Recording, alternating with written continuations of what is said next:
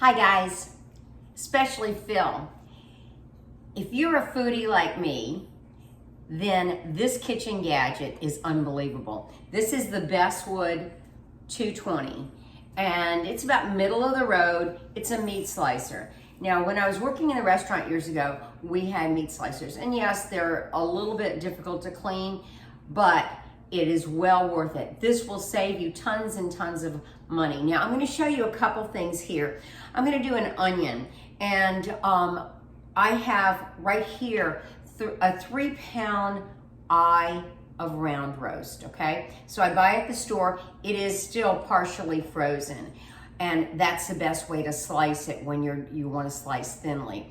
So with this, I am very careful. I plug it in right before I use it. Anytime I clean it, I always unplug it. It is not an apparatus that you let the kids play with, but it is a great piece of equipment. So right now, I'm gonna go ahead and lift this up, and I'm gonna put my onion on. Now, I've got it set for very thin slice. What I do with this meat slicer is I put a piece of parchment underneath, or today I've got a piece of plastic, and that way it'll catch a lot of the debris that comes off. You have different settings where you can slice thinly or thickly, and we're going to go ahead and turn this on, and let's see what we've got on this slice. This is very, very thin, so I'm going to show you what it looks like.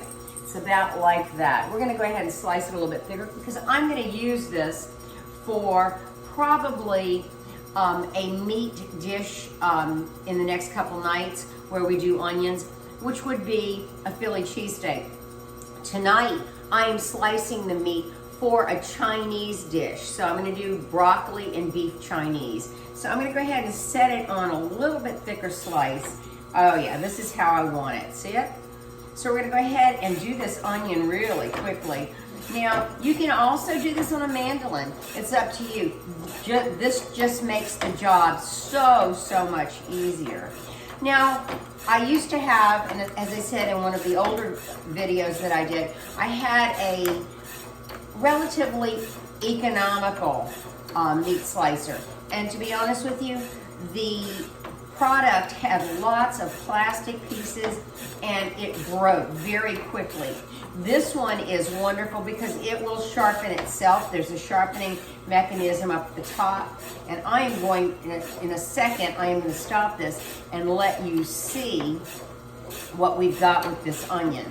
So as we get closer, you've got to be very careful, and we are almost done. I'm going to go ahead and turn this off now. There's always that little bit at the back that doesn't get done.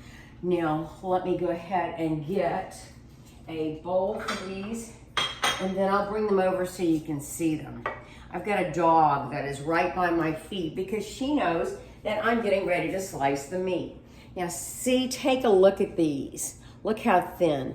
That is beautiful. Now if you're gonna slice these and use them later, make sure you put them in a covered dish or a covered container, because you will have, it will, you've got more surface area exposed. You'll have an odor. Now I'm gonna unplug it so I can get the onion out. Remember, if you're dealing with the blade, always unplug it because you do not want your hands to get caught in there. It is dangerous if you do not use it properly.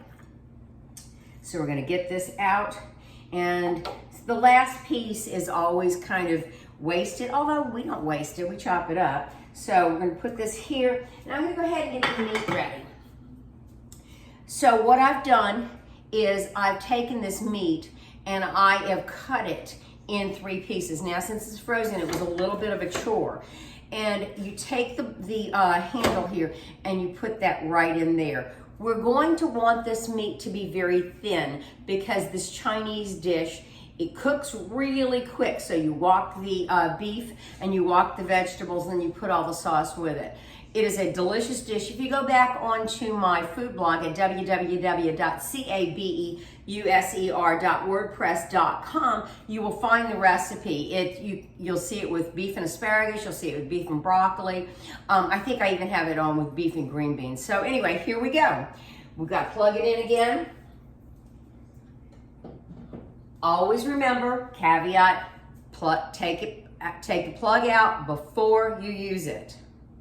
Here we go. Oh yeah, this is beautiful. Now I'm going to stop it so you can see the thickness of this, or I should say thinness of it. And there you go. Beautiful. So I did a roast the other day, and I'm going to go ahead and turn this on and continue. I did a roast the other day and I reverse seared it, one of these. I reverse seared it and let it cool. If your meat is hot on this, it will not slice as easily. So when I'm doing any type of meat, I try to bring it, like I brought the other one slightly above room temperature, and I rewarmed it. The reason why I cut it into 3 pieces is because the size of this was about 10 inches. It would not accommodate 10 inches. I'm gonna turn this off and I'm gonna turn the meat around, just like that. Now there is a layer of fat on the meat. You can cut that off and basically it would be fine. All right, so we've got from just 1/3 of that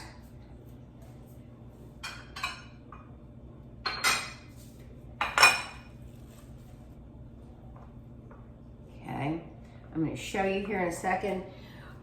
We've got this much roast beef that we will be able to use in our Chinese. So I'll probably use half of this beef for tonight and then half later on.